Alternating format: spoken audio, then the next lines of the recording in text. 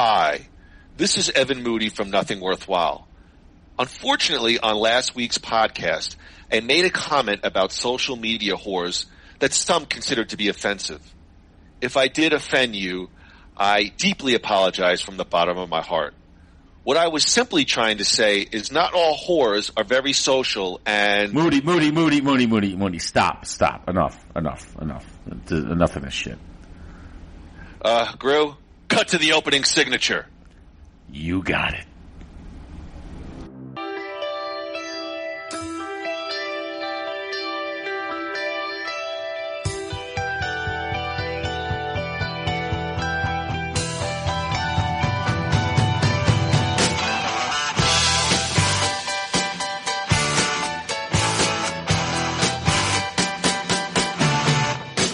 Yes, please press the button. I've pressed the button. We are on. You're on. You've pressed the button. I pressed the button this time. Thank goodness. Rue, I think we were both very pleased with season 2, though I am curious. I did not ask you, up to that point, did you have a preference of season 1 versus season 2? Which one do you think was the better season? I really think the better season was season 2. Because it just, but it's tough to do that because you don't take anything away from season 1. Season 1 was incredible and it was such a surprise and it was so good and it just fired on all cylinders. And then they just found a way to just top themselves by, we talked about that. So yes, I did like season 2 better than I liked season 1, but there's nothing I don't like about season 1. So, yeah. I wrote in my notes, I did prefer season 1 ever so slightly over season 2, but I didn't write any notes as to why. So, I can't really comment on it. Probably, I always think that first movie in a series, that first television, that first season is usually the most pure creatively, but I didn't put any notes, so. Yeah, I just like how they fleshed out some minor characters from the first season into the second season. They took characters in places that we didn't expect them to go. They brought in some new ones, which is always exciting. And the addition you don't think the way they sort of opened with Johnny's perspective, Daniel is kind of a rich turd, then he kind of makes it, and how they introduced those young characters and got them really woven into the fabric pretty quick. I think probably that's what I was maybe thinking when I said season 1 was probably slightly better than season 2. Well, I think, what they did was, and I'll use the word again, miraculous. Sorry, Craig. That's just the hardest thing to do, to get us to care about new characters while the old characters are still hanging around. And actually, I have a very good comparison, a movie comparison. I think really the only franchises able to really do it well are Cobra Kai and the Creed movies. The Creed movies they work because it's just as much about Rocky Balboa as it is about Adonis Creed. If we, yeah. You know what I mean? Yeah, I don't think it's an apt comparison because you're talking about television, which is a novelization and it's across many parts, versus a movie, which is a standalone story from beginning to end. I hear what you're saying. Well, just what I mean is just the idea of blending the old with the new, no matter what format. Like, I think Star Wars failed, as I've mentioned. They just, I don't believe it failed. I just think I love Star Wars. You're a hardcore fan. I'm not. I don't want to get into Star Wars. Okay. I'm not as a hardcore fan as you are. As a pure level movie, they're enjoyable. I mean, perhaps if I knew the characters more, I might be fired up because Jar Jar Stinks is not in part 7. That's not what I mean. I meant with these all I mean is with these latest ones, they seem to just have the old cast there to sell us on the new cast and pass the torch, as it were. The Terminator did the same thing and failed. You can't have Sarah Connor and Arnold Schwarzenegger in a Terminator movie just to make us care about the two new people. And that's what they did. The story was the same with or without them. Okay? The story of Cobra Kai and the story of Creed is rooted in the in Rocky and Daniel and Johnny respectively. The same. Nothing changes about the plot in the Star Wars sequels or in whatever I just mentioned. Nothing really changes. They don't factor in. Thank you. Stunning commentary from Andrew Gruth. Well, do you understand what I'm saying, though?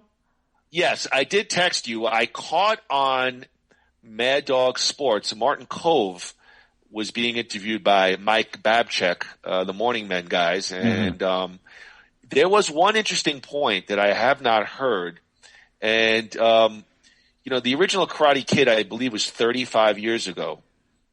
And the point of the conversation was, has there been an entertainment entity, television show, movie, 35 years ago was a massive hit, and now 35 years later, I mean, quite a gap of time, and I couldn't really think of anything that was, had such a, you're almost going 40 years from the first piece to the second, and, Cobra Kai is undoubtedly a massive hit because it's brought in guys like you and me who are fans of the original and young kids with the teen actors, and I don't know. It was an interesting point. I hadn't heard somebody bring that up yet. I can't think of any franchise that has been able to do that without sprinkling in things throughout the years. Like Star Wars never really went away. Rocky never really went away. Karate Kid basically disappeared from 1989 until 2018. So yeah, that's a tricky. Like I said, it's a great magic trick. Gru, let's tackle the junior season for Cobra Kai. In a huge move, Cobra Kai moved to the streaming service giant Netflix. Why? Well, courtesy of Thrillist.com, what Cobra Kai moving to Netflix means for the YouTube's hit Karate Kid series. So I'm going to kind of try to summarize. Cobra Kai first premiered to YouTube in 2018. No one expected the throwback martial arts drama to have an impact, but it did. Just 3 years after YouTube Red, now known as YouTube Premium, launched, providing a slate of original scripted programming to compete with the big-time streamers such as Netflix and Hulu, the platform hit it big with the nostalgic return to the world of Karate Kid. Now the first 2 seasons of Cobra Kai are hopping over to Netflix, and the streamer is producing a 3rd season to hit the platform sometime in 2021. Cobra Kai scored an impressive 100% score on Rotten Tomatoes when it first appeared, which as an accomplishment unto itself, let alone for a video platform widely known for its massive library of user-generated content. But after 34 years, where had Daniel and Johnny landed? So it talks about the Cobra Kai show. The Google-owned service announced that they'll be phasing out YouTube Red, calling it YouTube Premium, and moving to an ad-supported business model.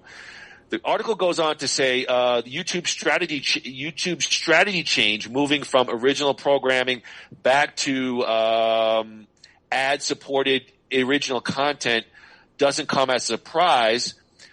Even as they were working to bring a variety of original programming to the platform, viewers were hesitant to pay for yet another streaming service as the cluttered content space continues to become more crowded. The pivot to a more unscripted focus also doubled down on what originally made YouTube successful. It's always been a place where social media creators and influencers have hit it big with their reality-focused vlogs and shows. Netflix esteems slate and global reach were a huge factor in the decision made by Sony TV, the company that owns the series, to place the project in their hands. Let's see here.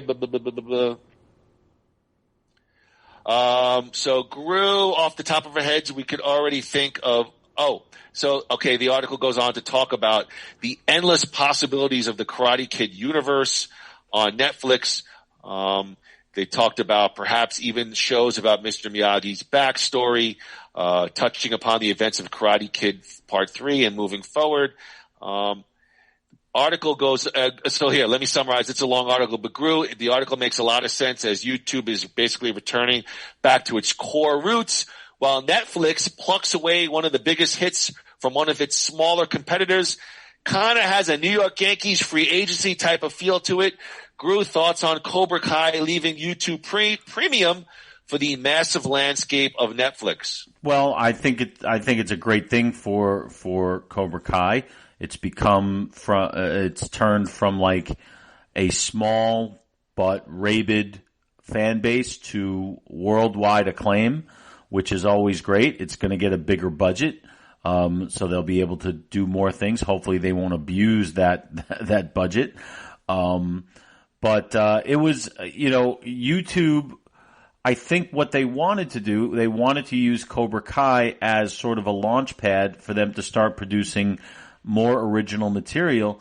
But the service, like you said, there's already too many streaming platforms out there. But the difference is that all of these streaming platforms, number one, they cost less money than YouTube Premium, and they offer 10 times as much stuff.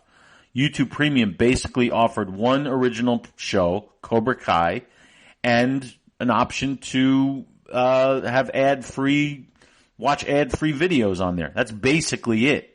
So they realized that when Cobra Kai might have been too good, because anything else that they were going to come up with was probably going to pale by comparison. So I think but it was YouTube that said that the third season, which they still produced, was going to be its last. They were not going to finance another season, which is when the creators, I think Sony Television, went looking for other platforms because they weren't done. And Netflix, I guess, was either the highest bidder or gave him like a multi-season commitment or whatever. But it was YouTube who said, okay, this is going to be it. And the creators were like, all right, well, we're not done, so we're going somewhere else. And everybody seemed to be okay with that. The only negative thing about it was that it it really pissed off a lot of fans, because as excited as they and we were for the move to Netflix, we were also expecting the show to drop in May, and as you know, it didn't drop until January. It just seemed ridiculous. It just seemed ridiculous that it would take 6-something months to just put on a TV show that already was filmed, edited, and ready to go. But we're here, we got it, and we're happy. Now we just have to wait another year. But all right, listen, all you Karate Kid nerds, just chill out. All right, May, June, who cares? A May June. Look, here's what was that a May June right? Romance? Yeah, here's what I'll say. The article makes sense. Probably the most cost-effective way for a YouTube service to remain relevant it probably costs a lot of money to put original, creative, Hollywood-type content on their television movies. And YouTube is really, it's like a proving ground for, like they said, ad-generated, user-generated content. I live in Arizona, for example. I watch a New York Knicks fan channel. I don't get all the games. So I watch these two guys from like Queens break down the games afterwards. I enjoy it, I think that was probably the best way to go for a YouTube service. And I, for one, am glad that Netflix picked it up. Me too. It's a great show. It should be on one of the biggest platforms, and I think Netflix is the biggest one out there still. And so it certainly is. Cobra Kai, and Cobra Kai's not the first. Good for Netflix. Yeah, and it's not the first show that they've done that with. They did it, I think, with Arrested Development. That was a hit somewhere else, so and they did it with a show called You. I don't know if you've heard of that, but it's basically You was on Lifetime, and then Netflix picked it up. Yeah, that's my autobiography. It's about a stalker. Stop it! Stop it! Oh, come on! I thought you would laugh at that. Yeah, that was also. I mean, first season great, second season got a little. I actually didn't watch the second season yet. I did love the first season. I did really. I really you should. I will. And actually, you should come to the next show and follow up. I always say, you tell me watch this. I always watch it for the next show. Okay. You should watch season 2. Well, you just said it wasn't that good, though. Well, a parody. It's very, very tough. Look, let's get to it. You ready? You want to break down? You ready? Come on. You ready to break down season 3? Let's do it live. All right. It's time for a Nothing Worthwhile episode breakdown. Season 3, episode 1. Gru, it's Aftermath. Nothing worthwhile. Episode breakdown. All of our Nothing Worthwhile episode breakdowns are sponsored by New You Life Center. Phoenix Entrepreneur Magazine named them in the top 15 med spas to watch in 2021. No goal is too big. No journey is too far. Check them out at www.newoulifecenters.com, NUYOULifecenters.com, or give them a call at 602-274-0068. A big New You thank you to Marie and Dr. Cynthia. All right, here we go. Karate riot, brawl at the bar, hugs not hits, some sort of karate footloose. We're all buddies here. Sam's still shaking, so we're missing a car.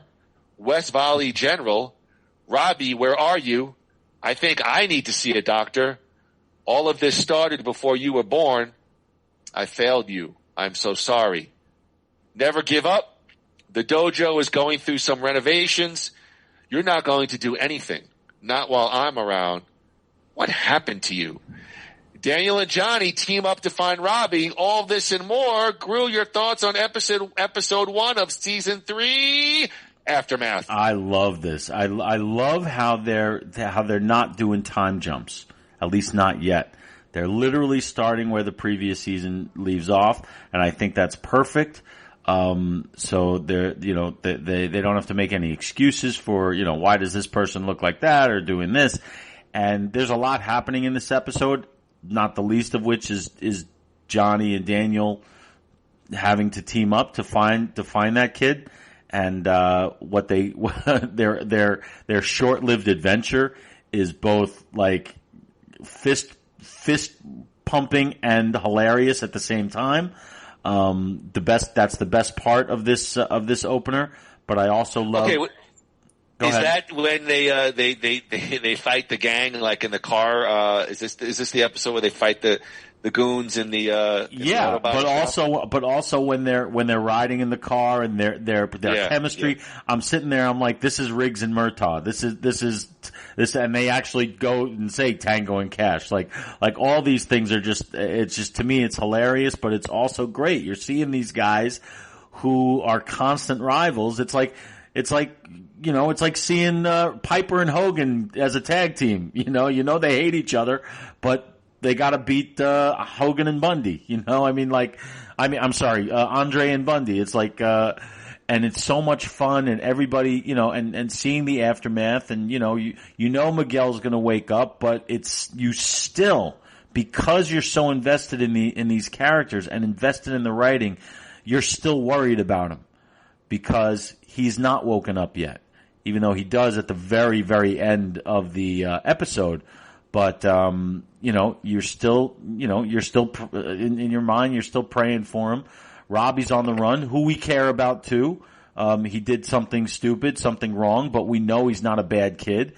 Yet we see that he's probably going to be forced to sort of go back to the dark side, shades of that. So there's a lot going on here, and that's the best thing you can say about a pickup episode. You don't want any dead spots. You want it to just keep going. They don't have to do any big time recaps or anything. You know what I mean? It's a great opener. God, you're what?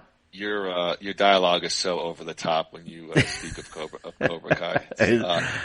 Couple of things.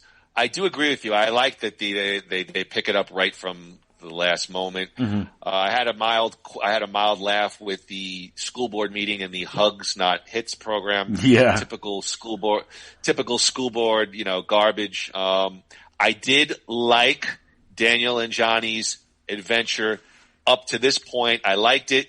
I will say, when they do fight in the chop shop, the car garage. Yeah, listen, Ralph Macchio is not so fluid with his karate. William Zabka is definitely a little bit more fluid with the karate. Just saying, but it was fun to see those guys. And Ralph definitely needs a new toupee. That's definite. Okay, you really want to come out and say that? Because I've started to notice the hairline is a little funky. Yes, he's definitely wearing a toupee. Definitely. All right. Well, we'll leave it on that note. But wait. You mentioned something that oh God. See, I'm just losing my mind here. You know, you just said something. The bane of my existence is when Gru goes, but wait. No, but you said something that I wanted to comment on. What did you just say? Go ahead.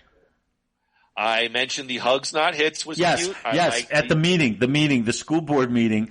Did you, one of the best moments was when Daniel stood up and started talking about bullying and some voice in the back yells, "Shut up, I heard you were the real bully." I love that play on the whole, who was the real bully from the Karate Kid. And I happen to know that the guy who said that was one of the writers, Josh Heald. One of the creators was that voice. Yeah, well, they're just trying to give that little force. But that's what I love. But I love that. I love that they can break that fourth wall just a tiny little bit, and give little crumbs of insider stuff without. When I love something, girls out there. When I love something, I love something. Yeah.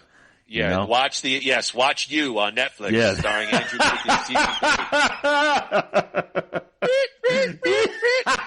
All right, I'm excited to break down this season. Let's move on to episode 2. It's another Nothing Worthwhile episode breakdown. Episode 2, Nature versus Nurture. Nothing Worthwhile episode breakdown. The beginnings of Sensei Kreese. This is what rehab is like. Class, I want to introduce you to a little friend. You're off the team. Now get out! Good cop, bad cop. How about no cop? Tori gets a visit from Kreese. Oh, you're too good for gas station food? Why, yes, I am.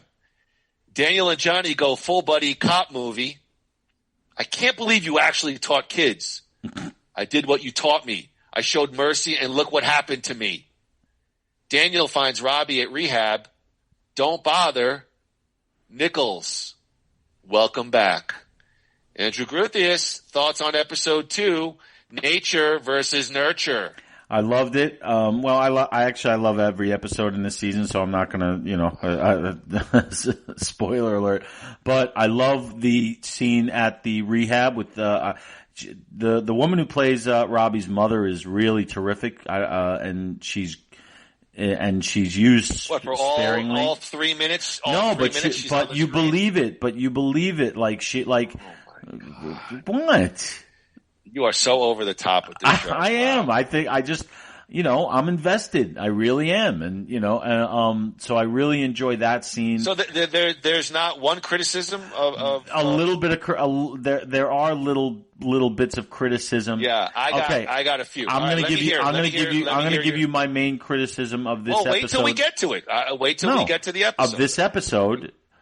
Go ahead. I'm not sold on the Vietnam flashbacks. They don't ring that true. I love the story of them. I love the story of them, but I think a bigger budget would have helped those much more. Here's the deal, and I'm not going to spoil it until we get to it. Okay. They're done for a reason, and when I see the first one, I'm like, wow. It's really super cool. It's like the 50s or the 60s, and you want to see the psychology of what happened to Sensei Kreese.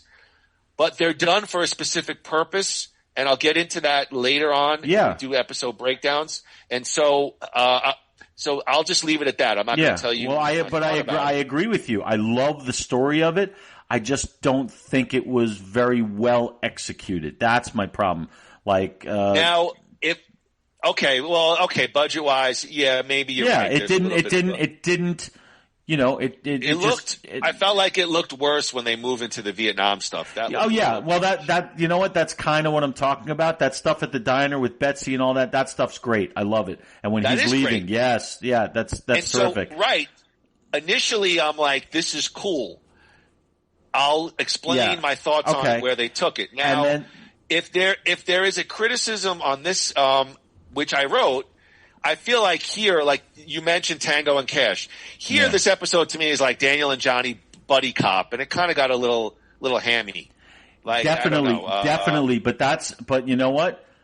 And you'll hate me for saying it, okay? But I don't hate you. No, I mean, what's the purpose of doing a recap if you can't say that there's something perhaps that you could change? It's absolutely hammy. It's absolutely insane. It's absolutely over the top.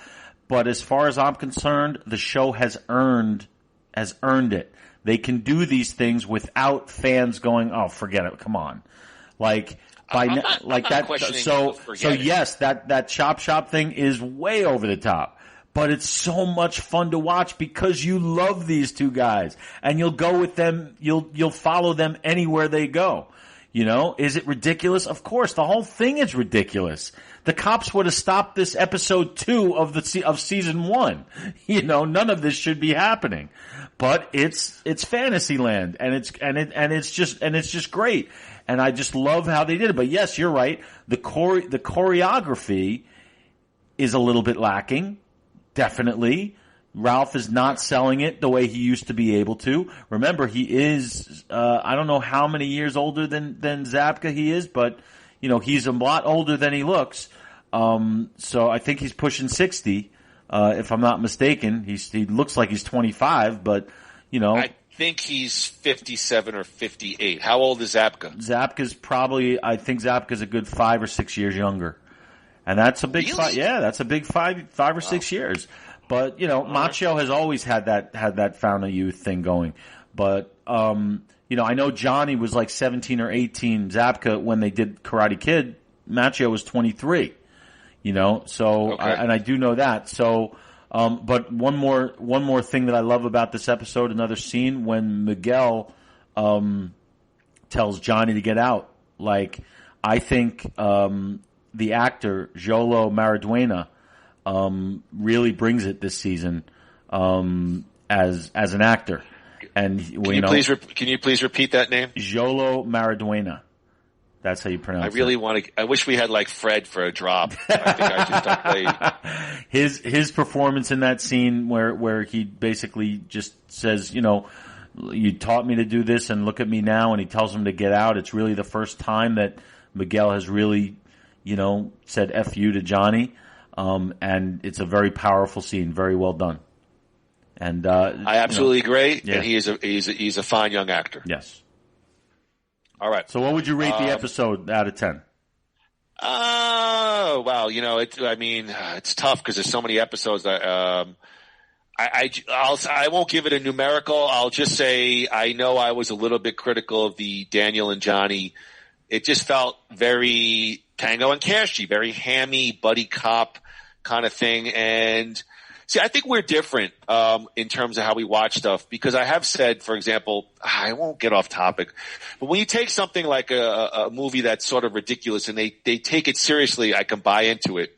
And it's not that I have not bought into Cobra Kai, but I have some definite opinions of season 3 as we move forward. But I don't want it to fall into soap opera-ish parody. And, you say like, hey, they've earned it. And, I don't disagree, but I don't know if I agree. Cobra Kai, I want it to be serious, and even the ridiculous stuff, take it seriously, because then I buy into it. When it starts getting a little hammy over the top, any of these projects, they start to lose me a little bit, and I hope I'm making sense here. You are making sense, and what I mean, I think we just disagree a little bit, because what I mean by earning it is that the care that these writers and the actors that they put into this, with even the most minute details, that's how they earn it. They don't half-ass anything. So that I agree. I agree. Right. So they sort of earn these, in my opinion, these over the top moments. It makes you cringe a little bit sometimes, but then you can just get lost in it and just have fun with it, which is what they want us to do.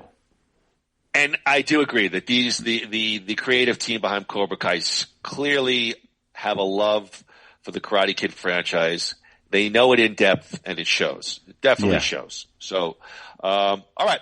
Let's move on, Andrew. It's time for a Nothing Worthwhile episode breakdown. It's episode 3.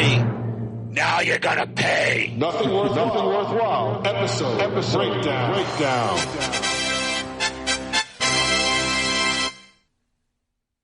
Bobby at the pulpit.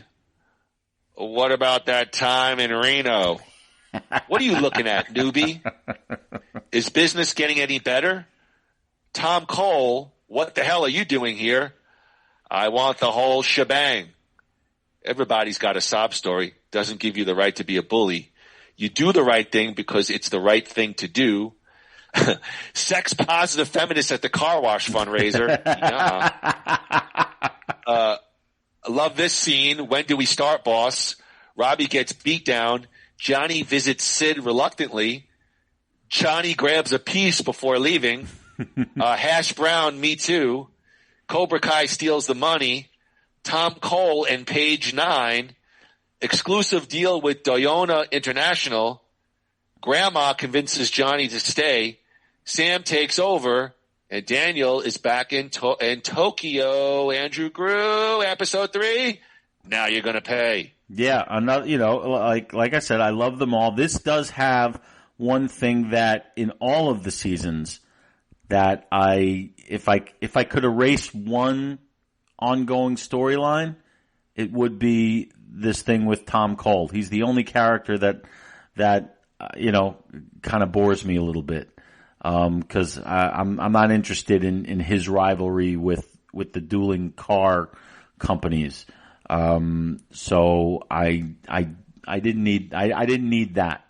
Even though it does serve the plot, gives him the reason to go to Japan and eventually Okinawa, but I'm just not interested in that character and his antagonism. But I will say that I love anytime they could bring Bobby into this thing. I love it because he's always been like, I've always really liked that character from the first movie. He was like the only Cobra to ever like show any kind of mercy towards Daniel, in specific scenes. And the actor does a terrific job. I love that he's a pastor.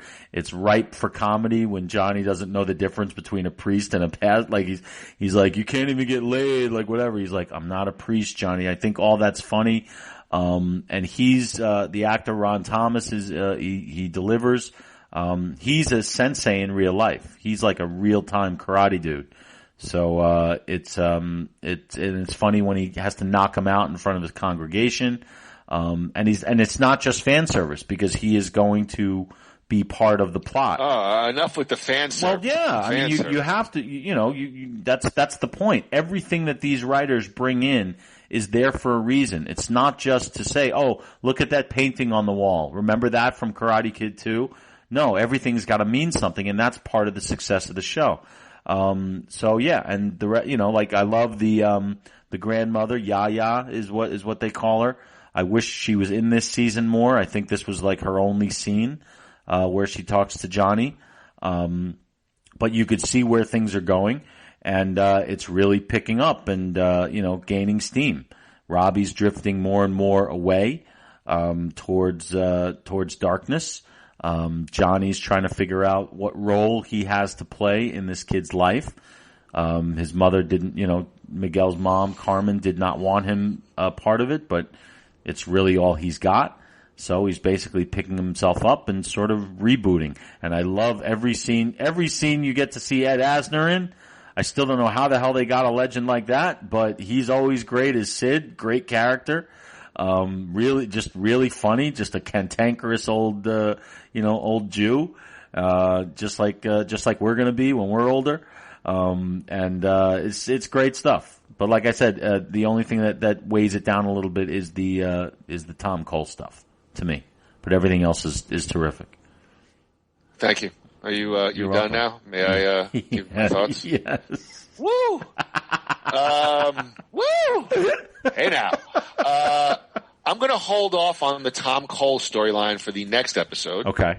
I thought this was the other pieces I'll hold off.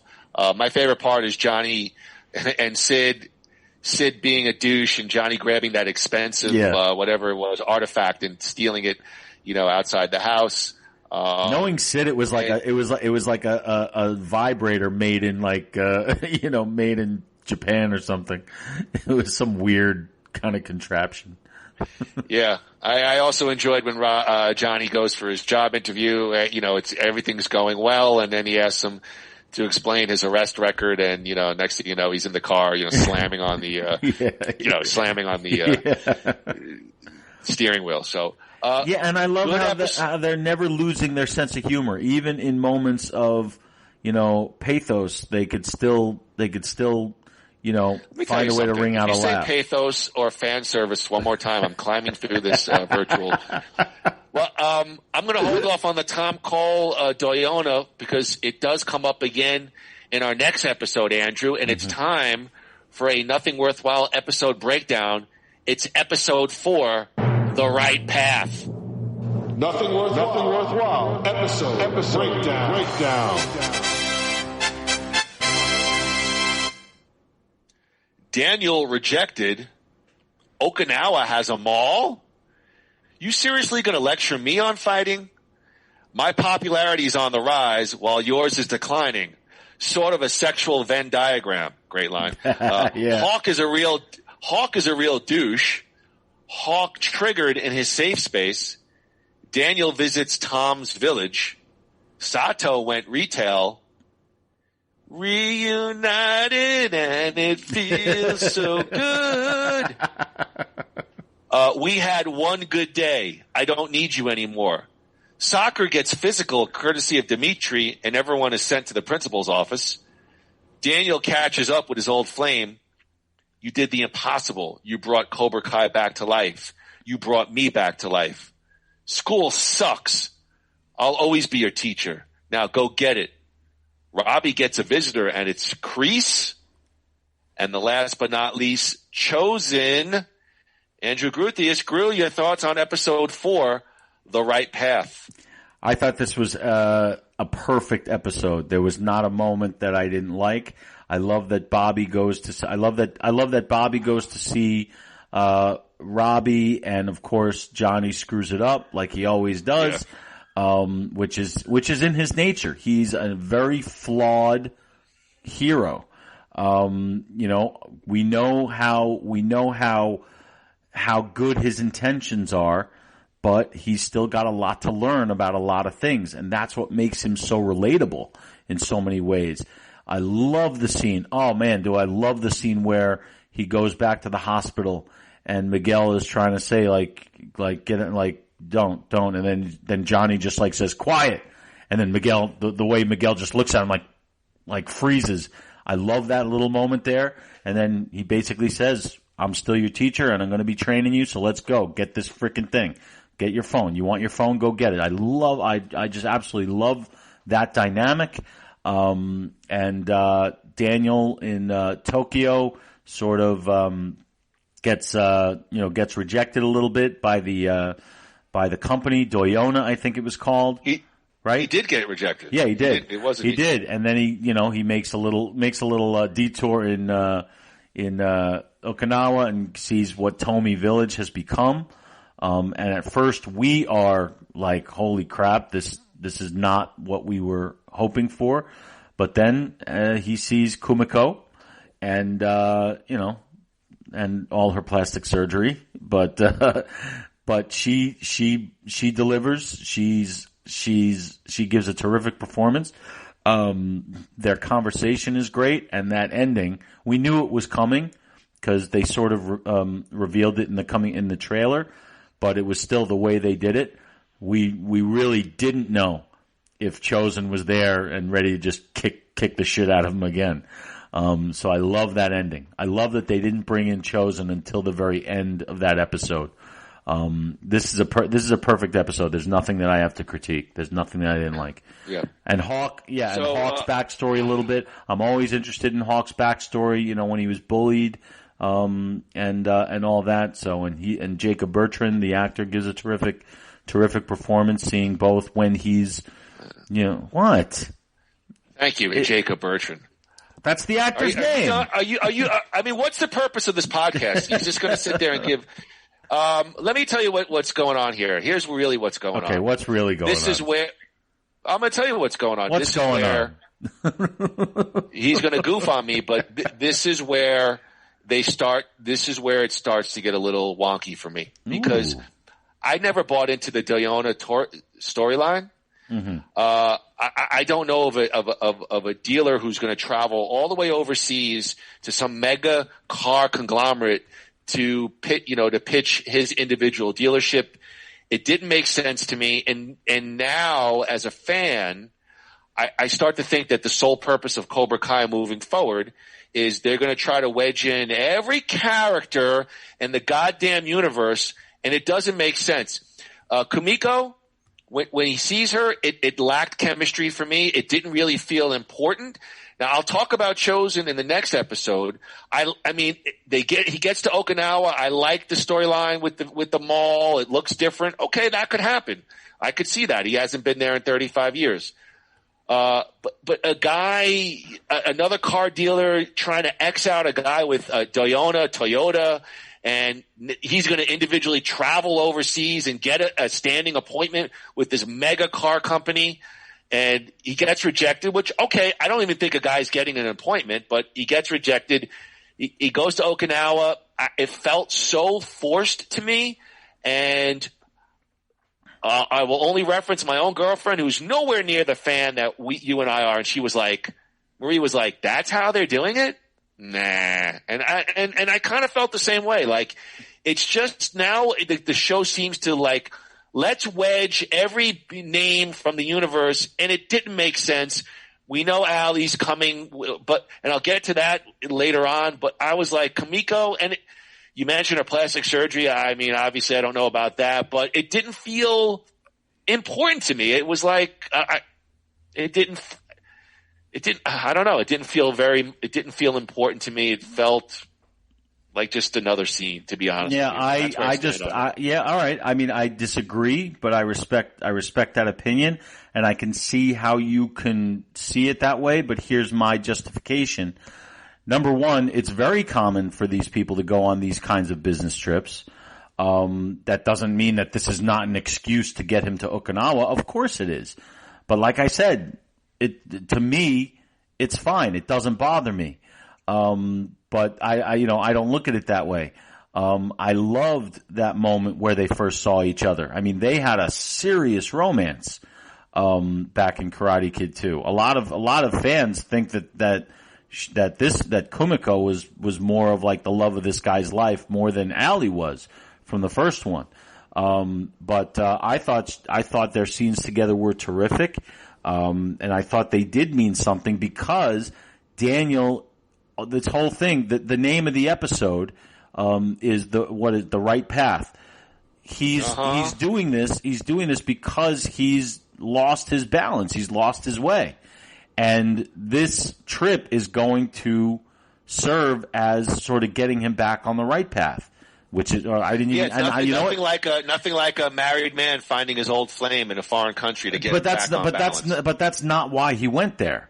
But that's not why he went there. It's hard for me to do a podcast about something, and you have virtually zero criticisms or anything to grist on. I mean, it just felt so forced. And I mean, listen, I'm not in the car dealership business, but a guy who owns an individual dealership is going to travel overseas. I mean, maybe for a show, a car show or something like that, but to have an individual sit down with some mega conglomeration, and then he goes to Tomei Village, and I don't remember. He just runs into Kumiko, like they're just walking on the street, and all of a sudden they bump into each other. No, maybe if that's not what happened. I don't remember. I'll tell you exactly what happened. She was teaching her dance class in the middle of the square there, and he noticed her. Remember, Tommy Village is silly. Wait a minute. So Tommy Village was very, very small. So it makes perfect sense for him to run into her. And they didn't have a meet cute. He literally saw her in the distance dancing. You got a little flashback from her dancing from Karate Kid 2, and just the look on their faces was just it really hit home. It really did. For me, it did. You know, I can understand how people can consider it a little wonky and stuff. Like I said, that stuff doesn't bother me because well, now really the show is the show. Big drawing call is going to be. This is where it loses it for me, because you could take Johnny and Daniel. They have a long-standing rivalry. I buy into that. You can bring in Kreese. He's got his own dojo. He had a store in town. Now it seems like the main calling card beyond the new cast is how can we squeeze in every old name, and you could see it coming from a million miles away. And I just felt like it, maybe if it's done better, and I'll talk about Chosen when we get to the next episode. All right. But it just felt, I'll tell you like now, Karate Kid, hold on. It just feels like the big other calling card is going to be how can we call back this guy, this old name, that old name. See, I disagree. I think that's exactly what they asked themselves, but they asked themselves another question. They say, how can we bring this back in and make it mean something, like they did with Tommy in season 2? They have to connect it to what's going on in these people's lives. So here's what I was. Tommy's an old friend that they grew up with. Right. That could happen in real life, but this guy traveling overseas, and all right, Tommy Village is small, but he just runs into her because she's teaching. I found it. Well, to be, here's what I was afraid was going to happen, and this would make it absolutely ridiculous and stupid. I was afraid that they were going to have a whole situation where he kind of like is falling for Kumiko again and has some problems with his wife because of that. That would have been stupid. That would have been ridiculous. But to keep her in for one episode just to sort of refocus and have him sort of get reintroduced to Miyagi-Do, which he had kind of lost, to sort of show him the right path. That's the name of the episode. And then she's gone. But it connects him to show him what he needs to do when he gets back home. So that's why it works for me. And I don't think it's gratuitous the way you do. It's certainly, of course you have to stretch your imagination. Did I say gratuitous? I said this is where it gets to, you talk about fan service, and I just think here, I'm seeing the pattern now that they're just going to try to wed the way I found this one, I didn't, I thought it was kind of all right. silly, I disagree. I thought it was beautifully done. Well, let's end the podcast because there's nothing to discuss. You loved it, and why? What else? Do you want me to? Do you want me to make it up? Do you want? Yes, I want you to love. Should we do a podcast about stuff that we hate? That might be fun, actually.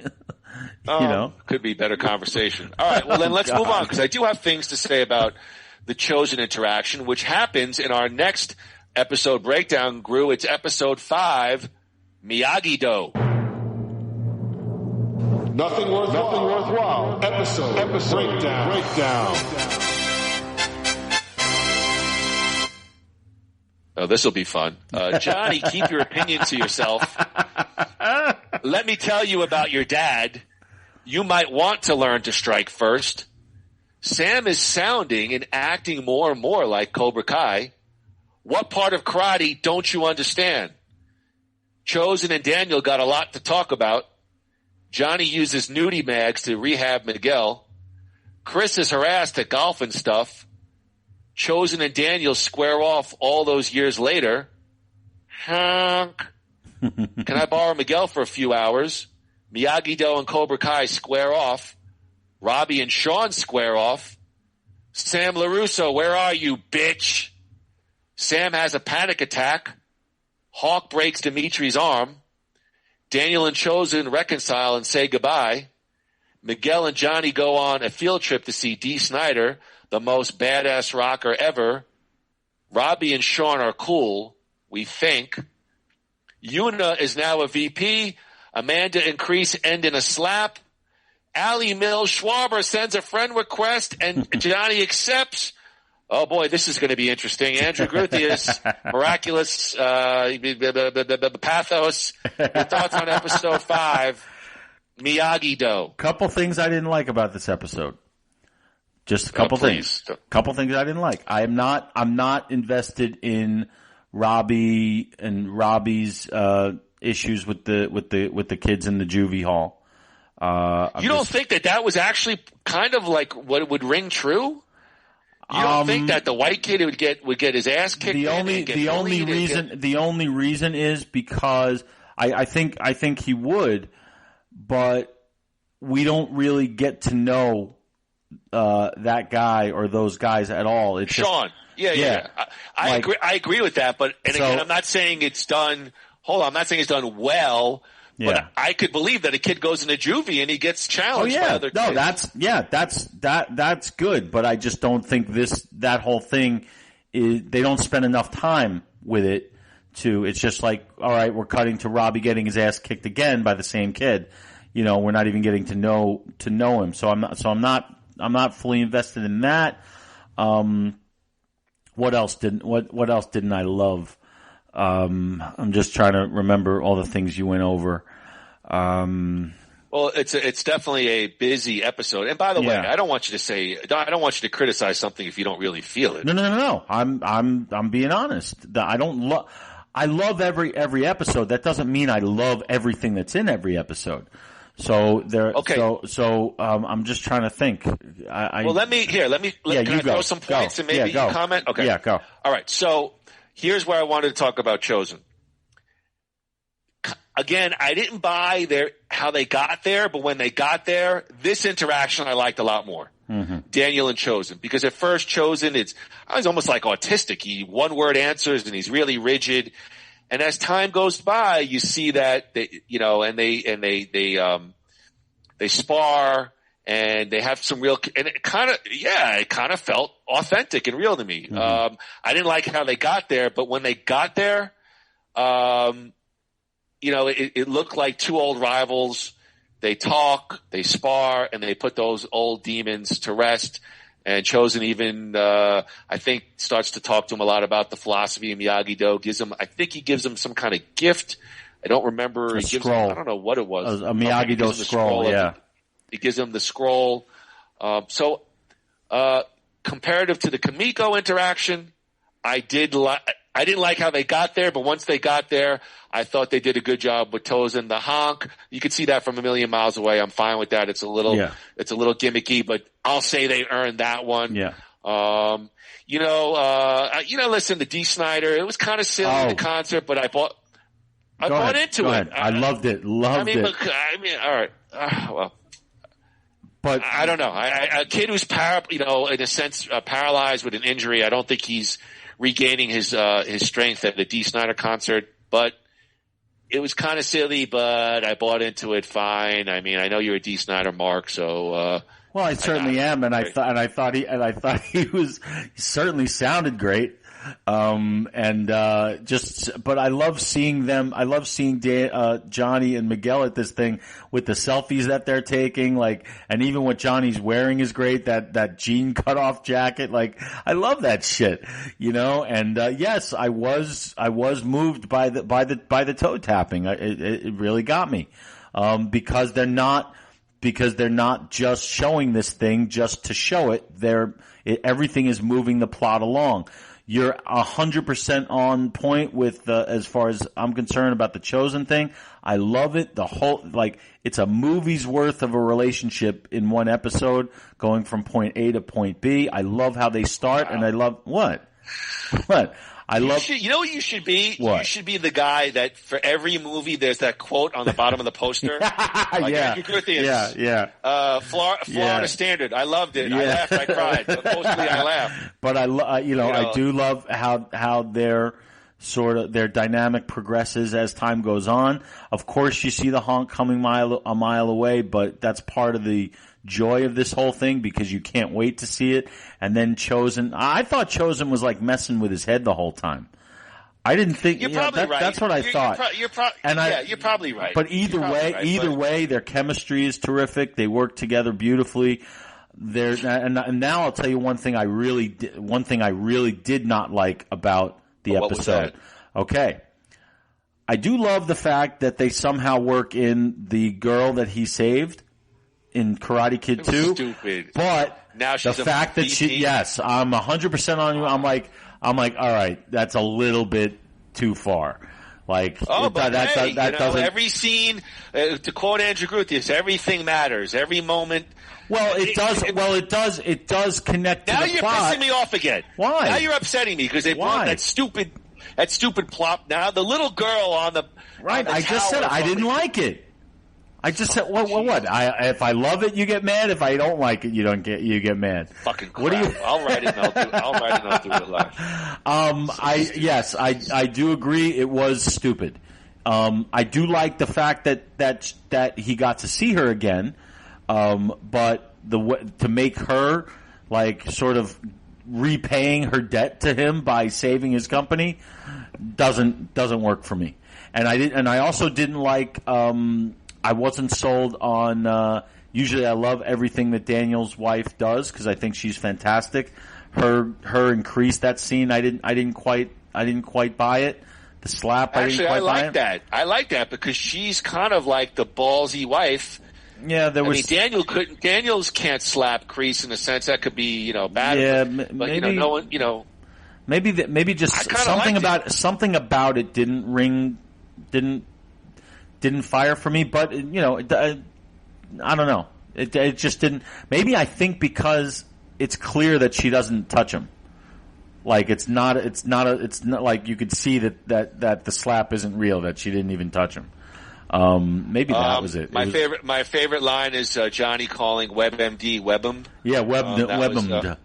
Now is this the episode? Because there is a moment in this season that's my literal favorite moment of the entire series. This is not where he. Well, I'm going to give it away. So I'm going to wait to see if you do the. I'm going to wait to see if it's in the recap of the next episode because it's either in this episode or the next one. But yeah, so. I love the Chosen stuff wins the episode. That's the centerpiece of this thing. There are a couple weak things surrounding it, but the Chosen stuff really, really hammers it home. So, yeah. What about Hawk breaking Dimitri's arm? Oh, pretty intense. I didn't like that either. I thought that was too far. There are things that would never happen that you could buy. This would never happen and you don't buy it. Hawk would be arrested. No matter what. What is Dimitri going to do when he goes home to his parents? Oh, I fell. I mean, Oh, now you want to bring in realism. Now you want to talk about but sometimes they go too far when they don't have to. He didn't have to break his arm to really push him over the edge. He had already gone that far.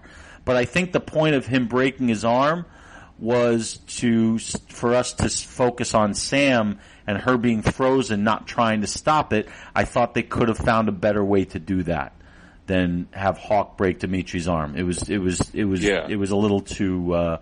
It was too much. But again, at this point, all right, you got me. I'm digging for criticisms, and that's a criticism. Definitely a criticism. I didn't tell you to dig for anything. No, but I understand what you're saying, and it does seem like I just have a blind loyalty to everything, and I do have to look for things that I want to nitpick a little bit. Look, you have no credibility as a reviewer. Well, that's why that explains my salary. Yeah, right. Sorry, Sam's got panic attacks. That was my Artie Lang. The girl did kind of try to kill her. In the, all right. Well, look. Let's move on to. It's time for another Nothing Worthwhile episode breakdown. We're moving on. It's episode 6, King Cobra. Nothing worthwhile. Episode breakdown.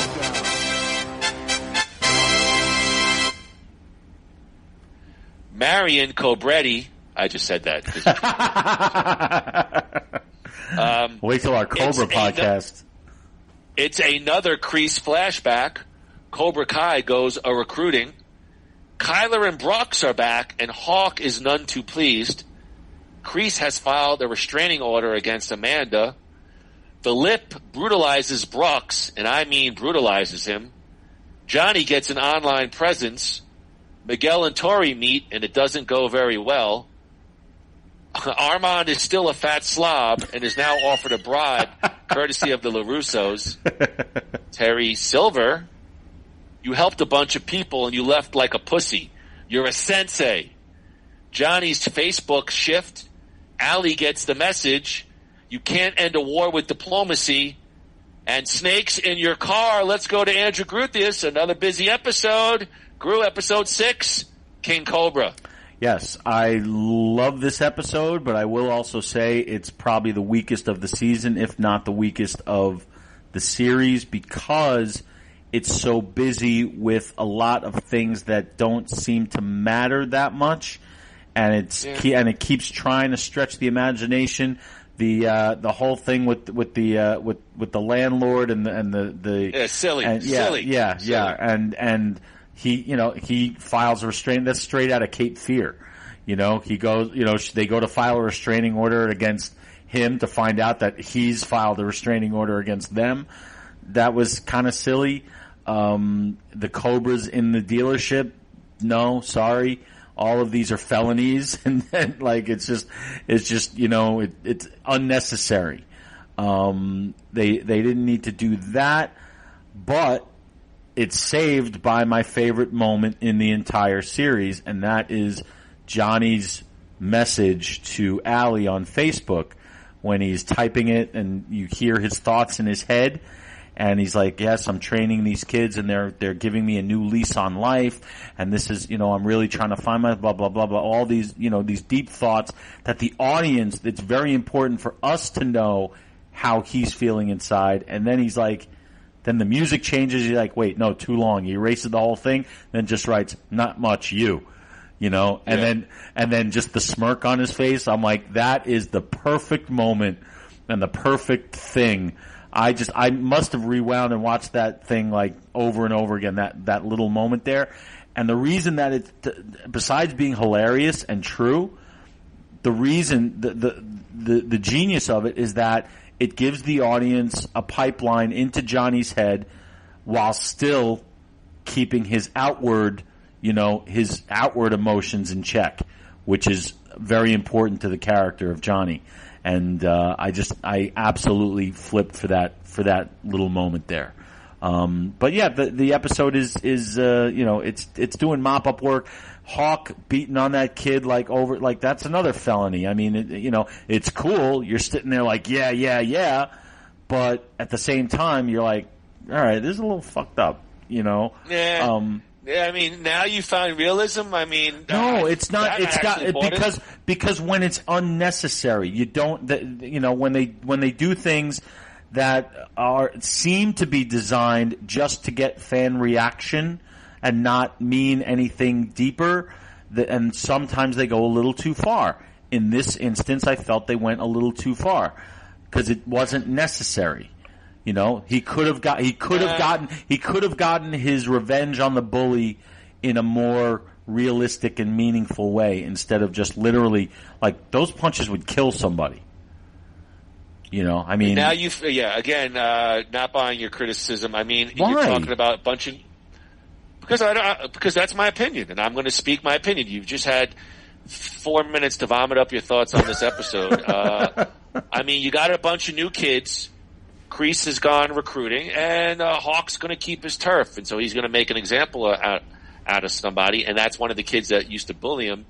I think the biggest thing in this episode is, Johnny's social media presence. I mean, he starts off, I think, isn't this where he starts off, him and Miguel, they're taking photos, yes. and he's trying to give a very Yes, I love that stuff. Yes. And then Miguel, I think, says to him, what are you doing? Show the real you. And he begins to change it, and he shows pictures of, when he was a sensei, and Cobra Kai, and Miguel, and helping him out, and to give a more authentic version of him. Yeah, and I actually love that. This is like the Silver Spoons kind of dynamic.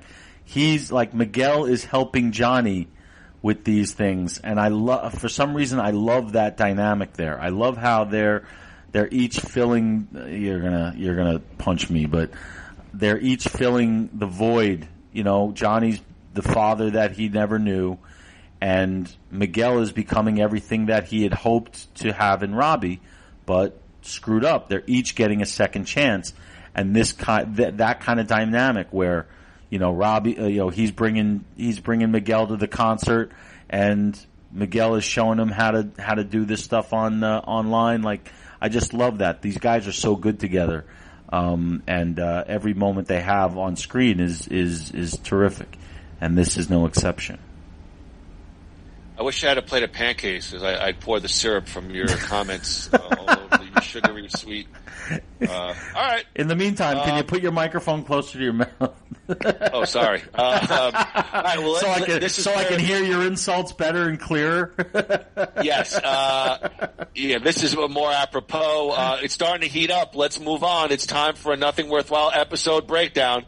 It's episode 7, Obstacuelos. I think. Nothing Worthwhile episode breakdown. I think. Obstacuelos. There's a dream duel. The wheelchair gets trashed. Miyagi-Do reopening. Welcome back, Miguel. We got a lot to catch up on. Johnny goes a-looking. I told you, Dad, I quit karate. He's not my sensei anymore. Dimitri gets bullied again.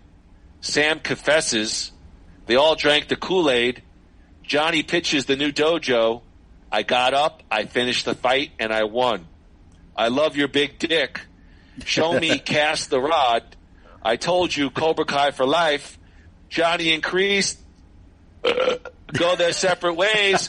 All that and more. Andrew Gruthius, your thoughts on episode 7, Obstacuelos. Is this the one where where Daniel and Sam go fishing?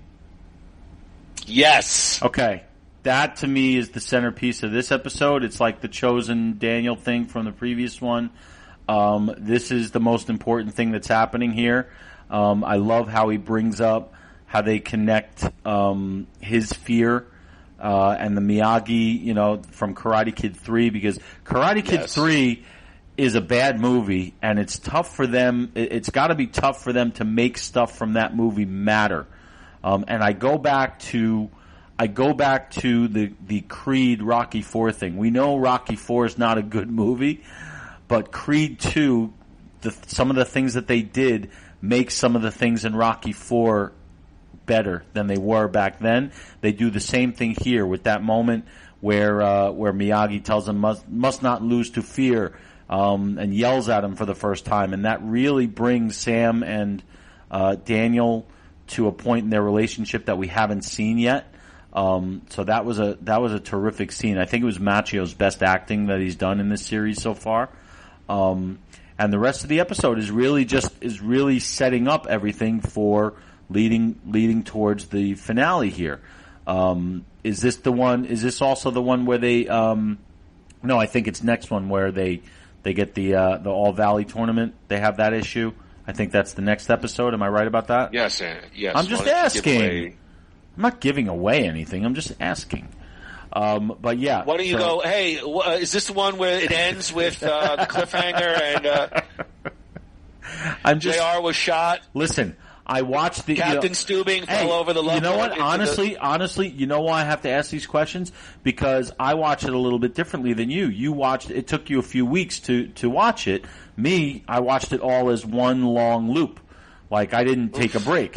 I binged the whole thing, the first day it was out. So I kind of lose track as to like what episode is what episode, because to me it's a 5.5 hour movie.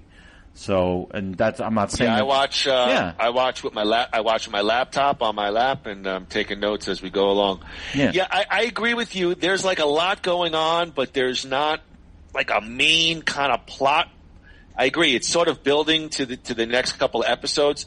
Yes, I agree. Obviously they put in Karate Kid 3 here, and yeah, it works for me because I like when Daniel says, "I got up, I finished the fight, and I won," and he's kind of mentoring his daughter. Right. Got a mild chuckle with I don't know, I forget the name of the character, the super hot popular girl who comes back in season 3, the blonde. And she writes on Dimitri's cast. I love the big dick. Oh, God damn it. I should know this. I think Kyler draws a big penis on his cast. Yeah. And Dimitri can't do nothing about it. Oh, my God. I'm supposed to know this. Yes. Well, I'll remember it later. And I think here the biggest thing is at the very end, Johnny and Kreese officially go their separate ways. Yes. And that's important. And, the flashbacks, again, emotionally work. It's just a little jarring to see because they look a little cheap, Well, I think this one opens with Sam's dream sequence. She squares off against Tori. Oh yeah. Oh, I was hearkening back to the. All right, please let me run the deal. I got the facts right in front of me. Okay. He's like, is this the one where Johnny wakes up drunk and is a handyman? No, that's season 1. Yeah, that's right. All right. Well, look, this is. I got a lot of thoughts. We're getting down to as they say, the Tradio nitty gritty. It's time for a nothing worthwhile episode breakdown. It's episode 8. The good, the bad, the badass. Nothing worthwhile. Episode breakdown.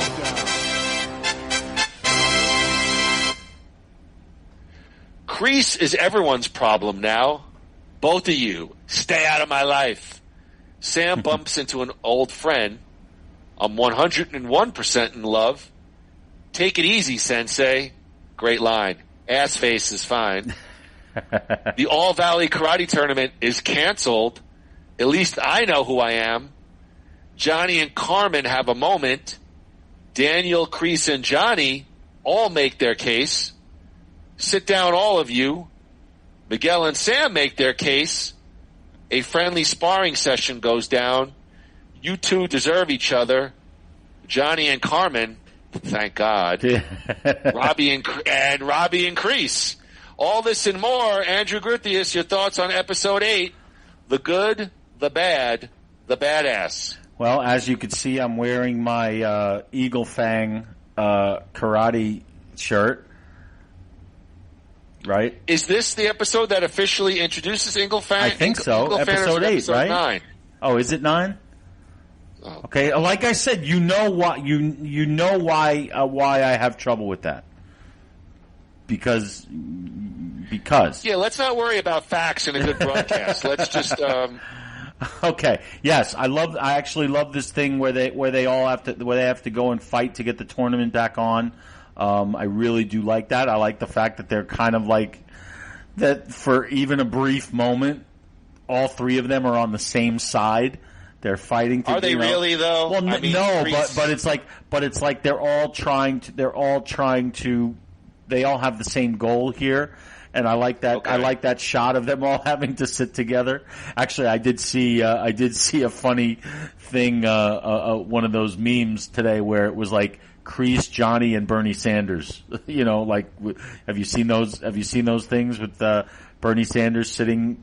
You haven't? You don't know what I'm talking about? Yeah, I can't get. I'm done with it already. I mean, I think it's been a day. It's been a day. Yeah, I have a very short attention span. I think they're really funny, but yeah, I mean this episode is about the wedges sort of dividing between Robbie and Goodness. He's really drifting toward to Kreese now. You can see where he's going. Yes, is everything telegraphed? Absolutely, but it's always been like that. And yeah, this is there's not much to criticize here as far as I'm concerned. No, obviously Sam kind of reheats it up with Miguel, and my favorite storyline is Johnny and Carmen, and I'm like, I'm secretly touching myself talking about it, but I just love that. I love that storyline. I do too. Was glad to see them hook it up. And, absolutely. Not much more to say. So let's keep on going. Let's move on to episode 9. It's time for another one. Episode 9. Episode 9. Feel the night. Nothing worthwhile. Episode breakdown. Okay, here we go. Feel the night. Allie is here, but why? It's been a long time since I've been in this situation. Can you say that the way you're supposed to say it, please? Allie's here, but what? There you go. Thank you. She's here. Thank you very much. My favorite line, and Johnny, I could sympathize. It's been a long time since I've been in this situation. Robbie and Cobra Kai, after all these years, Johnny and Allie. Come on, Dad, it's not 1984. Allie, the good wife, ex-wife. Johnny Lawrence, apologize? Seriously, I'm sorry. Robbie steals a snake. Miguel and Daniel find common ground. One All-Valley champ to another. Golf and stuff. Sam and Miguel. And Kreese admits they make a pretty good team. Eagle Fang and Miyagi-Do. Rivalry renewed. Andrew Guthius, please give your thoughts. Sounds like a Lionel Richie song. Feel the night. Well, you know that song. It's from the original movie. Did you not realize that? What is it, like a B-side from Loverboy? No, well, I don't even know. I think it's Baxter Robinson who sings that song, but it's you didn't recognize it? The song that they play on Johnny and Allie's date at Golf and Stuff is the same song that they play on Daniel and Allie's date at Golf and Stuff from the first movie.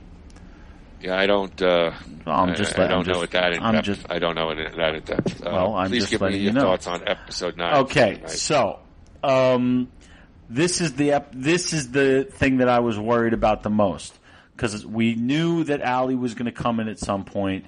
Was it going to make sense? Was it going to be done right? Was it going to be just fan service? Was it going to be silly? And I have to say, I don't think they could have done it better. And here's why.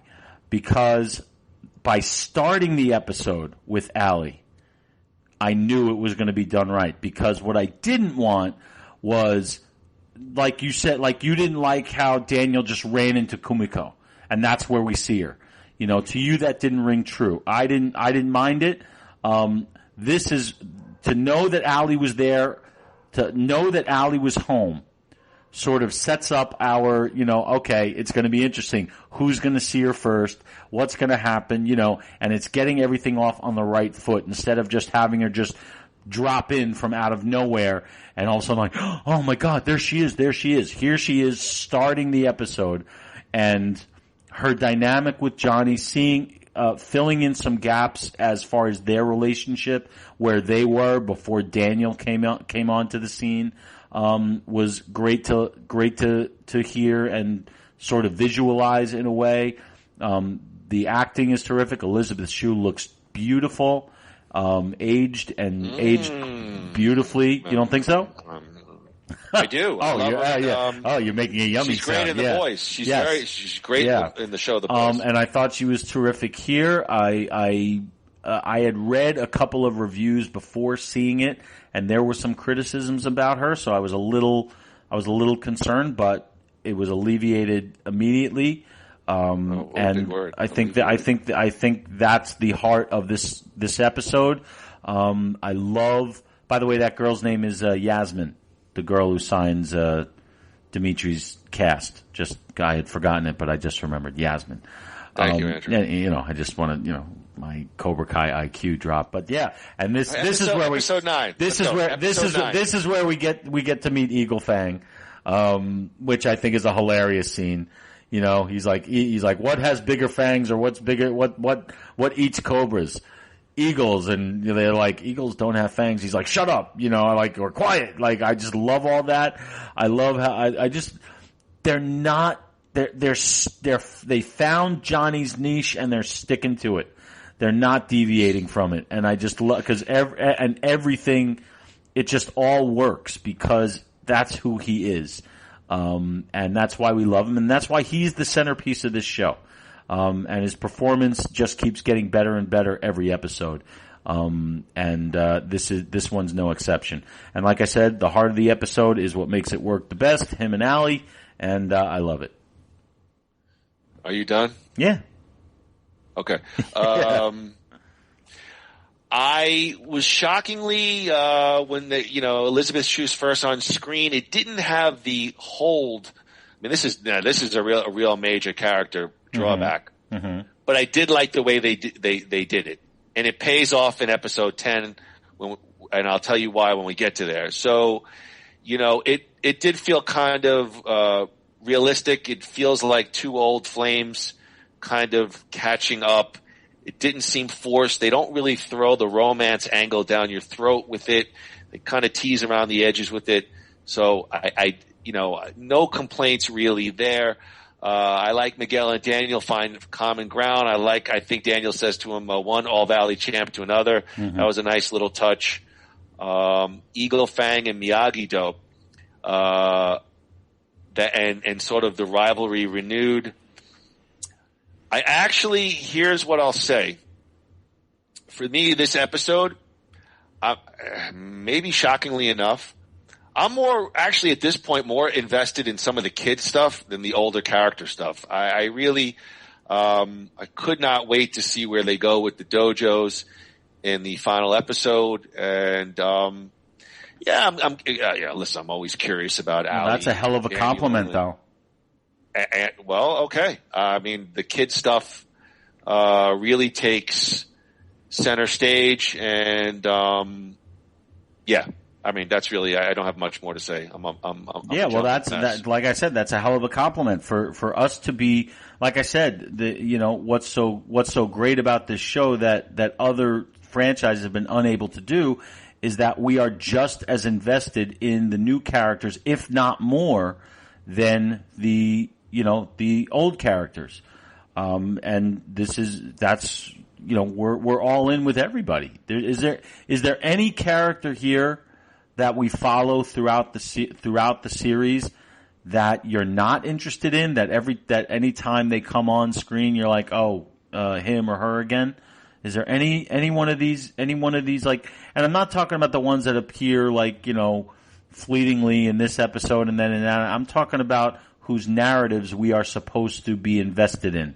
That's not working for you? No, I mean, if there was one blow-off character, and it's not when I say blow-off, I kind of never really got into Amanda's vibe, but here she's got a little bit of an attitude. She takes more of an aggressive stance against Kreese, and I kind of liked it. So, no, it's not a character. You didn't feel that Amanda, like, especially in season 2 when she was laying down the law with Daniel, like saying you're being an idiot here. You're not. This is not what you're about. Like, and she forces him to sleep on the couch because he was just causing so much trouble, and he was becoming so wrapped up in this nonsense. And I felt that, I think she's really funny sometimes when she's just looking at him like he's just such an idiot. And, cause sometimes we want to say that to him. We want to like sit him down and saying, what the hell are you doing? You got a great life here. Why are you getting yourself into this nonsense? Yeah, again, I'm just giving you my opinion. Yeah. You asked me, and if there was a character, perhaps I was a little, it didn't really move me, but I liked her in this season. So yeah, but all the there's kids, no time. There's nothing wasted, Andrew. Every plot point moves ahead to the. There's not one breath. It's breathless, miraculous, and he's using my own words against me. All right, it should win a Walter Winchell, Cecil Day, whatever. I mean, Cecil B. DeMille. Look, I got a lot of thoughts about the finale. So let's get to our final episode breakdown. It's episode 10, December 19th. Nothing worthwhile. Episode breakdown. We got a lot of bullet points here to cover, Yes. a little bit more than the typical episode. Yep. So we got Kreese and Terry Silver flashback. Allie, is it really you? Eagle Fang, weird name by the way. Cobra Kai makes their way to the LaRusso residence. Hanging at the country club. Sam and Tori square off yet again. And the truth is, you are more alike than you want to admit. Time for Daniel to go. The good times far outweigh the bad. Hawk is sorry for all of it. Miguel is back and thanks Kyler for the motivation. Tori leaves, but it's not over. Allie leaves. Will she return? So this is why Terry Silver owes Kreese. What took you so long? Johnny's last chance with Kreese. Son versus father. Daniel intervenes with a little help from Chosen. Kreese is spared. We lose. I go. Kreese calls an old friend. In the air tonight. Everything else, I'm exhausted. I'm taking a sip of my water. It's the finale. It's the last episode of season 3. Gru, thoughts on December 19th? Actually, do you mind if we go backwards on this one, and you tell me your thoughts, and then I go?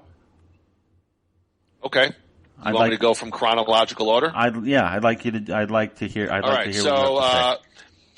I know why. 'Cause he's just going to rip me right now. I am not. But, I do not do that. Again, you get to see the payoff on the flashbacks, and it feels, while I enjoyed it, it feels forced because we know Terry Silver is going to be the calling card for season 4. So, and again, instead of somehow, I don't know, the show is beginning to fall into some parody lines with me, like, if there's going to be a new season, you're getting some old callback. And while I can't say when you get to it, I hate it. It just feels, again, kind of forced. So there's my first criticism. Let's see here. Allie leaves, and I liked it. Because it did feel, you get a sense that they're teasing perhaps a Johnny romance. And again, I think I could be wrong, but Johnny makes his way back to Carmen, which I liked, which ties into, again, the Cobra Kai goes to LaRusso residence, and again, it's a full-blown schmaz. Could you criticize that? Is it a little bit over the top? Yes, but here, I liked it because, again, the stuff at the school, at the mall, you're going to have security. You're going to have people there to break it up. I mean, as a school administrator, I've never been there in person, but I've heard kids in groups gangbusting their way to a kid's house and ending up on the lawn. And so, again, is it over the top? Yes. To quote Andrew, perhaps they've earned it. I didn't mind it. And, of course, like everybody else, Hawk does he goes full-blown baby face. And again, is it a little gimmicky? But I liked it. I mean, they're angling towards it the whole time. And again, he says, I'm sorry for all of it. Dimitri could be like, yo, F you effing broke my arm. But they team up, and again, it's a buddy cop, it's Tango and Cash, and they're beating everybody. It's, choreographed karate, but I didn't mind it. I liked it. The ending, Kreese literally tries to murder Johnny. Perhaps that's a wee bit over the top. Again, as Andrew has mentioned, you got a lot of this bumps and Three's Company type shit. Johnny bangs it to Robbie. He gets knocked out in the lockers. Again, a little gimmicky. The ending with, Miyagi-Do and Eagle Fan training together at Miyagi-Do, I liked it. Again, gimmicky, but I liked it. I guess my biggest criticism would be, Terry Silver's coming for season 4. And again, while I'm sure I won't mind it, how they got there was a little bit bullcrap to me. The other stuff, it borders on kind of being over the top where you can go, this is ridiculous. But it's just enough that I bought into it, and so it certainly made me interested and excited for season 4. So again, that's my thoughts. I don't know if I articulated myself well. You but did. That's how I thought. You about did, it. and we agree on everything. Surprisingly, except I think I liked it a lot better than you did, because you're saying how it was an over the top, yes, but I liked it. I would say it was over the top, yes, but I absolutely loved it. Because of my investment in each of these storylines, and they're all now coming together, and they're firing on all cylinders. Yes, I do agree that the fight at Daniel's house is as crazy and nuts as it is. It's more believable than the school one. And I love Hawk's face turn. Yes, they were teasing it the whole time, and I wanted to see it the whole time. This show telegraphs every punch and every kick to be transparent. But that's kind of to me, that's part of the charm of it. And they do, and I want to get to Allie and Johnny in a second, but they do something really smart here, because, and I'm gonna go back a little bit, because as we know, at the end of last season they teased Allie's return, but I do know that at the time they didn't know if they were going to be able to get Elizabeth Shue. She had not agreed to do it, so they had a plan B, like to back that up. They did not paint themselves into a corner, and they don't do that here. They don't. I mean, it's obvious who he's calling, but they can write themselves out of it if the actor is not available, or if they don't. Oh, come on! No, I'm just saying. Silver is going to be the main. Obviously, and I hope that he is. But very smartly, they didn't back themselves into any corner that they can't write themselves out of. But my theory is that Terry Silver's been bankrolling Kreese the whole time. I said that last week. So I don't. Shocking. Yeah, shocking theory. Nothing is shocking, but I don't need it to be shocking. It's now the Allie and Johnny thing. My theory is, I think the way this whole thing played out, from all the stuff at the country club with Daniel and Allie and Johnny and Allie, I thought it was so well done. I agree. So well done. I don't see how it could have been better. Johnny, I think they show us that Allie may be the love of Johnny's life, but Johnny is in love with Carmen. I agree. And that's what I love about it. And when they play, like, even down to the song choice, the Journey song at the Open Arms, as he's turning on the charm, he sees the minivan, he's like, can I give you a ride? And she's like, I got to go back to my parents. And he literally goes right home to Carmen, and he wants to tell her he loves her. And then obviously all hell breaks loose. But I hope Allie does not come back. She did what she needed to do. She brought Daniel and Johnny together. She made them realize that, in a way that they kind of need each other. She closed the book on Daniel. She closed the book on Johnny. Why should she be involved in any? I think her job is done. I don't need to see her again. May I add to your points? Of course. Actually, that one I completely agree with you. It would have felt almost a bit on parody if, one of them went, I'm leaving my wife. I'm going. Yeah. So I agree. It felt like some old flames. There's some on the fringes, romance talk. But they realize, even Daniel, what they have and the good solid place that they're at. And I did absolutely, the one schmaltzy thing I bought into was, I love when Johnny went to see Carmen. Obviously he sees Miguel all bruised up. Yeah. But I was so, I just love that. I love that storyline because, we've all, we've all had, we live in apartment complexes. You meet somebody passing in the hallway and you see him again. It just felt really nice to me, and I love that Carmen character. First of all, I think she's beautiful, the actress. Yes. I don't even know who she is, but I was rooting for them. I was rooting for Johnny to stay with the original flame, and he did. He made the right choice. So I agree with you. It felt kind of realistic, and I agree. Did they leave it open where they could call back Allie? Perhaps, but I agree with you. You got your big fanboy moment. You brought back your character. No need, because for me, this season, there's stuff that I criticize, but I really super bought into the kids almost more than the adults. Yeah. Like I want to see Sam and Tori and Miguel and Hawk. I want to see Dimitri, where they take these kids. And now it's been 3 seasons. You've seen Daniel and Johnny interact, and I'm sure there's more area to mine. And I'm certainly interested, but I really want to see season 4. You got 3 dojos now. I want to see where the kids go. And obviously we didn't even talk about, Kreese. They have the big brawl at the end, and Kreese says, "You know what? Let's settle it at the All Valley tournament. We lose, I'm out. You lose, you're out." So obviously there's a dynamic there, and I could see that happening amongst adults saying, "Sure, hey, this is our little side bet going into the tournament." I said a lot. I'll shut up. What was your reaction when you saw it?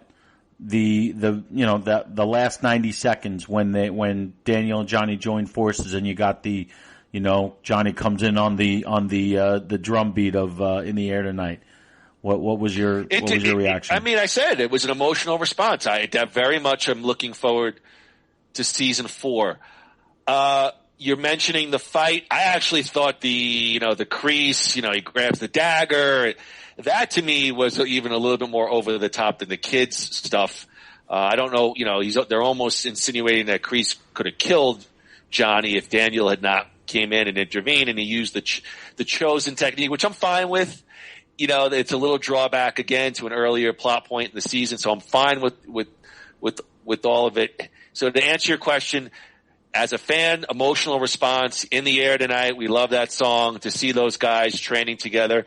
And it's a new dynamic. Now you're insinuating that if they're friends or colleagues or allies, so you're curious to see where that relationship goes. But this season, I really bought into the kids. All those kids, I want to see even more where they go in season 4, because at some point, you can't continue this freaking Hatfield and McCoy's off crazy rivalry. They got to take it somewhere else. Absolutely. I'm assuming, and so I'm curious where they go with all that. You're absolutely right. Well, the creators have said that they have mapped out 6 seasons, which would leave three to go. So that's interesting in and of itself. But my question to you is the same question you asked me earlier about seasons 1 and 2. What are your now official rankings, and then I'll give you mine as far as the seasons go. Of course, you'll go last, but I will. Okay, you want me to go first? I can go first. No. I'm going to give you mine. It goes in chronological order. Season 1, I think, is the best. Best favorite? Yeah, I'll go 1, 2, and 3. I was turned off in a little bit to season 3 with 2 points. I made it clear. I never bought into that whole Dayona storyline. Right. Kamiko, I thought, was kind of lame. Chosen. They got there. I didn't like how they got there, but I liked that interaction. And you could see Terry Silver from a mile away. I don't know. That bothered me. The flashbacks, at first I'm like, oh, this is kind of cool, because I want to see the psychology of Sensei Kreese. He's a fucked up guy. He's had a lot of stuff happen to him. And at first they have a callback to like the swinging 50s. And so you're wondering, it's a very sort of idealistic, kind of period for our country. And so you want to see, how did this guy get, and you see that he gets sucked into the military and of course, it's interesting to see how the Terry Silver, but now I'm like, well, you're getting Terry. And again, I know you're telling me it's not a guarantee, but I'm betting dollars to donuts, brother. I hope you're right. Season 4, you're getting Terry Silver. I hope so. We've read, I've referenced articles on the podcast, researching Terry Silver. So, I mean, if you're a producer or whatever, you're making sure that Terry Silver, I can't imagine there's not going to be a Terry Silver in season 4. But to answer your question, 1, 2, and 3 would go, and again, it's real close, but I thought season 1 was the best. Okay. I am going I'm going in the absolute opposite direction. Oh no. My favorite season My favorite, as far as what I think is the best season quality-wise, I think is 2. But my favorite, that's the question. Okay. But my favorite season is 3, and I'll tell you why briefly. See, there he goes. This is what everything's a qualifier. It's best season, favorite season, most. He's going to have 6 lists, 6 different permutations. Only two. Quality-wise, I said the second season's probably the most consistent quality, but this one was my favorite because it brought out the most emotion in me. It had me sitting on the edge of my couch. More than either of the other two. I was actually yelling at people who weren't there more in this one, that it got to me more. It moved me more in many different ways. The last episode to me is one of my favorite 45 minutes of television that I've seen in so many different ways. And it just reaffirms my love for this entire, not just this show, but this entire universe. Like I'm looking at the old movies differently now, and I love them even more. And it's because of what they're able to do with this narrative. And I'm glad that your commentary is not somewhat over the top. Looking at movies differently. What's wrong with that, though? When I step outside, the air is fresher, the food is crisper. Well, yes, my food does taste better, which thank God, because if I couldn't taste it, that means I have COVID. Well, but, look, that's how I feel. I got to go pee. I got to eat lunch, but I want to comment on what I want to. I thought Please. season 3 was the most hammy, the most gimmicky. I still really liked it. But season 1 was a revelation because we didn't know what to expect. You know, we thought it could be just a fun nostalgia trip. We thought it could be Tango and Cashish. Right. And, you know, to take it to Johnny's perspective, and he's a drunk, and you know, Daniel's, he's a pillar in the community, cars sale. I was blown away. Now, I mean, obviously they set the bar high.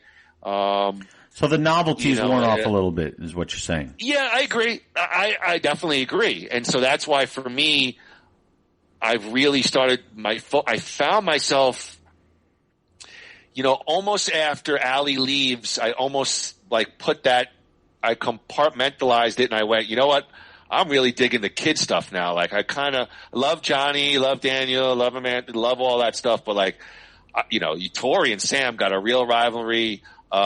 Dimitri, Hawk, Kyler, all these, they're interesting characters, and I'm very interested to see where they go with the kids, the school, well, you know. So anyway, so you're going to keep your Netflix subscription. Yeah, they just raised the price apparently. Did they really? Bastards. Well, I guess I'll finally have to get rid of YouTube Red. Yes, I'll have to get rid of XTube Red as well. Nice.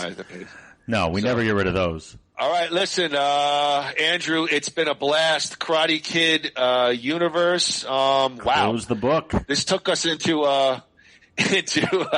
January. Well, we had some COVID delays in production, infighting, just like Karate Kid. Exactly. Lots of dramatics. As we put the Karate Kid universe to bed until season 4, that's a wrap on the Karate Kid Cobra Kai universe. Gru, you want to take us out of here? I will do just that. Evan, as always, the pleasure was all yours. This was a great journey down memory lane, some twists and turns of our own. And until then, 1, 2, 3. Rip 'em. Web 'em. Quack, quack. Quack, quack. Oh, yeah.